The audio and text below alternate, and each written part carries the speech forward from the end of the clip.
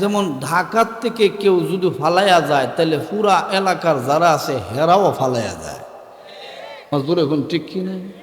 এ আস্তে কথা বললে হবে, জোরে বলেন ঠিক কিনা? সব কিছু মিলাইয়া আমরা হইলাম এমন একজন, আমরা কেউ থেকে কেউ কিন্তু আবার কম না। মা জোরে কোন ঠিক কিনা? কেউ থেকে কেউ কম না। আমরা সবাই নিজের হাত দিয়া মাপলে আমরা 3.5 হাত, কিন্তু মাঝে মধ্যে আর কি 3.5 হাত থেকে 1 হাত হইতেও চিন্তা করে না। জোরে আস্তে কথা বলেন কেন? জোরে বলেন ঠিক কিনা?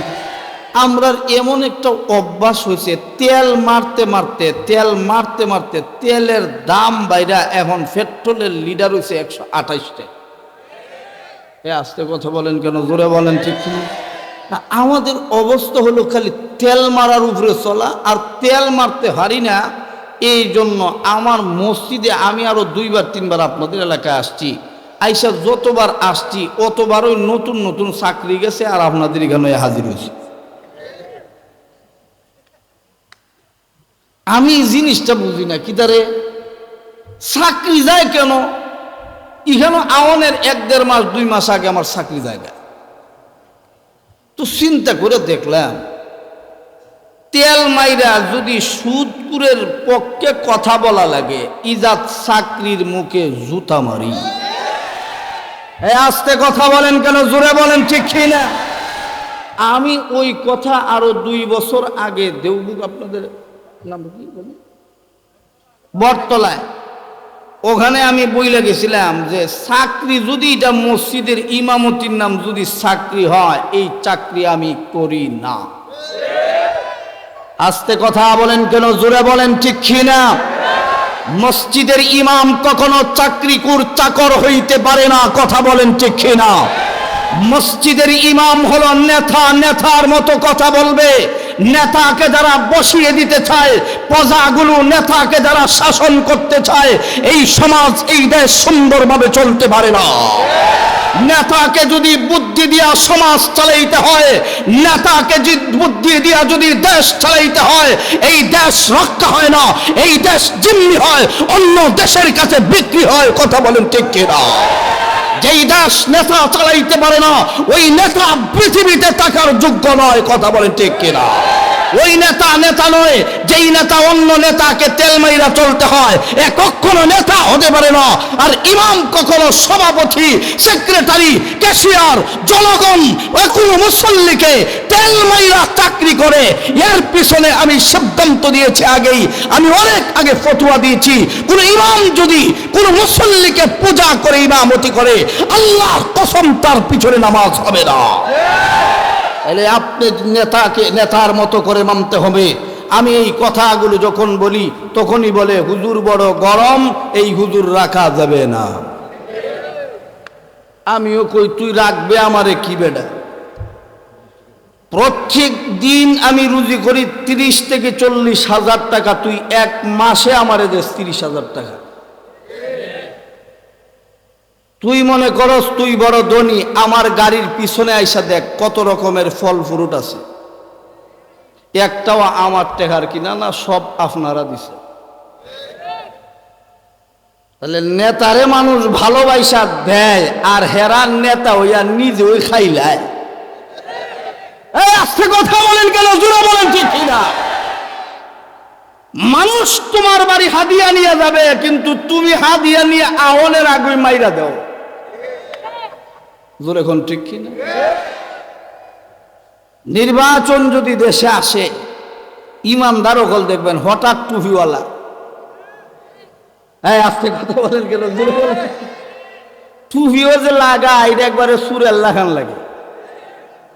কারণ হঠাৎ করে যদি কেউ টুপি মাথার দেয়, তার ভালো লাগবে না। কথা বলেন ঠিক কিনা? আমি যদি আমার এখন একটা শার্ট পিন্দাই এখানে ছাইরা দেন, ভাল লাগবে? বলে বলেন ভাল লাগবে? কেন ভাল লাগবে না? কারণ এটা আমার পোশাক না। এই সুর যারা আছে, সুরের পোশাক তো এটা পাঞ্জাবি না। আজকে কথা বলেন কেন? জোরে বলেন ঠিক কিনা?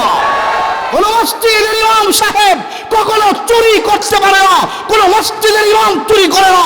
চুরি যদি করে তোমরা তাদেরকে ভোট নাও, তারাই চুরি করে ইমামদারের নাম দিয়া ভোট কিনা নিয়ে আমাদেরকে অপহরণ করে, মামলা দেয়, হামলা করে, গুম করে, হত্যা করে। আমরা বলি তোর গুম আর খুনকে হত্যা, আর কিছুকে ভয় করি না। আমরা একমাত্র ভয় করি আল্লাহকে।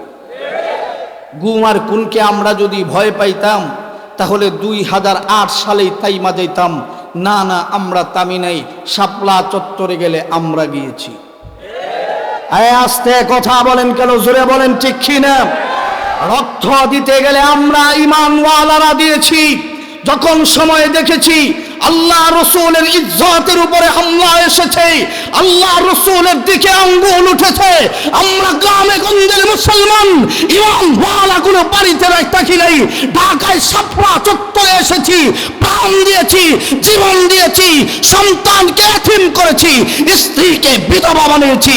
যেমন গত 2 দিন আগে ইজতেমার মাঠ রক্ষা করার জন্য তাজা 5টি প্রাণ আমরা দিয়েছি।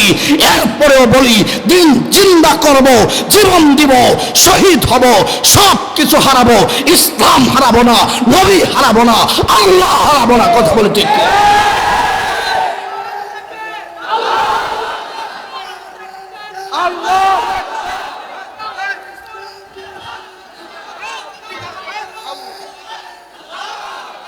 মুসলমান শোনো, মুসলমান শোনো, তোমাদেরকে রক্ত চোখ লাল করে দিয়া ভয় দেখানোর চেষ্টা করা হবে, কিন্তু ওরা তো ভুলে গিয়েছে আমরা কোন জাতি। ওরা ভুলে গিয়েছে আমরা কোন জাতি। আমরা তো খালিদ বিন ওয়ালিদের জাতি, আমরা তো সালাউদ্দিনের জাতি, আমরা তো আইয়ুবের জাতি, আমরা হলাম উমরের জাতি, আমরা হলাম আলীর জাতি। আমরা একমাত্র ভয় করলে আল্লাহকে করি, ছাড়া কাউকে করি না। হে মুসলমান, আর কত ভয় পেলে, আর কত ঘুমাইলে তোমাদের ঘুম ভাঙবে? নামে ইমানদার দাবি করো, নামে ইমানওয়ালা দাবি করো, অথচ ইসলামকে নিয়ে টানা হেসা হেসি করা হয়, এরপরও তোমার রক্ত গরম হয় না। বুঝতে হবে তুমি নামে ইমানদার মুসলমান হতে পারো, 1 নম্বরের কাট্টা মুনাফিক। কিছু কিছু ইমানদার আছে দেখবেন টুহি মাথা দিয়া ও আপনারা আসেননি, বালা আসেননি, আমাদেরকে ধোঁকা দেয়, আমাদেরকে বলে ধর্ম ব্যবসায়ী। 3000 টাকায় বেটা এখনো আমরা মসজিদে ইমামতি করি বেটা। আস্তে কথা বলেন কেন, জোরে বলেন ঠিক কি না? এখনো বেটা আমরা 5000 টাকায় মসজিদের ইমামতি করি, আর তোরা আমাদেরকে বলিস ধর্ম ব্যবসায়ী। আমার গাড়ির পিছনে বসে থাকবি, 12,000 15,000 টাকা বেতন দিব, আয়। তাহলে আসস না কেন? বলে 12,000 টাকায় হুজুর বুঝে না, ও ফুসে না তো তোর বাপের ইমাম সাহেবের ফুসে কেমনে? কথা বলেন দেখে না। সব জায়গায় নেতৃত্ব দিতে আইসো না, সব জায়গায় নাক গলাইতে আইসো না, নাক ঠিক থাকবে না। আগুনের সামনে নাক লইয়া আসলে নাক লইয়া যাওয়ান যায় না। আর কত ভয় পেলে আমাদের ভয় ভাঙবে? আমরা হলাম ওই জাতি, ইমানওয়ালা জাতি। এটা হলো আল্লাহর প্রদত্ত, আল্লাহর পছন্দনীয় ধর্ম ইসলামকে আমরা অনুসরণ করি। আর এই অনুসরণ করার কারণে সাহাবায়ে কেরাম নবীকে অনুসরণ করেছে। নবী বলেছেন জিহাদে যাইতে হবে, সাহাবায়ে কেরাম জিহাদে। আস্তে কথা বলেন কেন, জোরে বলেন ঠিক কি না? তাহলে আমরা খালি কই নামাজ পড়লে হুজুর খুব ভালো, ও ঠিক আছে না, ও হুজুরের বয়ানটা খুব ভালো লাগছে। রোজার কথা বললো না, এটাও ঠিক আছে। জাকাতের কথা কইলে হুজুররা নিতে আইছে, মাজুর এখন ঠিক হুজুররা নিতে আইছে, তোর বাপের টাকা দিতি বেটা, এটা আল্লাহর টাকা আল্লাহরে দিতি। এখন না না, এটা দিতাম না। কদিন পরে ক্যান্সার হইয়া, আলসার হইয়া, হাই ইন্না লিল্লাহি ওয়া ইন্না ইলাইহি রাজিউন। মাজুর এখন ঠিক কি না? এই হলো আমাদের সমাজের অবস্থা। এই কথাগুলো বললে আমাদেরকে একদল বলে আমরা নাকি মৌলবাদী, আমাদেরকে বলে আমরা নাকি জঙ্গিবাদী। আরে মৌলবাদী আর জঙ্গিবাদী কাকে বলিস? দেশপ্রেম তোরাই তো দেখাইছিলি এই 16 ডিসেম্বরে, তোরা কো মাজুর এখন ঠিক না? প্রত্যেকটা মাদ্রাসায় মাদ্রাসায় আমরা 16ই ডিসেম্বর পালন করেছি, তোমরা অন্য বৎসর কর্তা গান দিয়া, এই বৎসর করেছি সূরাতুল ফাতিহা দিয়া। এই আস্তে কথা বলেন কেন, জোরে বলেন ঠিক কি না? আলেম উলামার কাছে দেশ দিয়ে দেখো, এই দেশে কোনো চোর বাটপার থাকতে পারে না, কথা বলেন ঠিক কি না?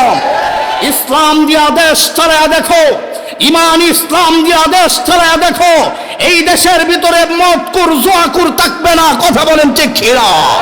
এই দেশের ভিতরে অন্যায়বাজ জুলুমবাজ থাকবে না।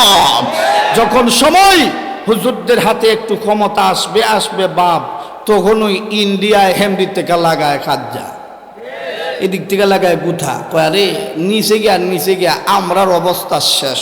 ও মুসলমান শোনো, আল্লাহ নবীর হাদিস, আমার কথায় কেউ রাগ করবেন না।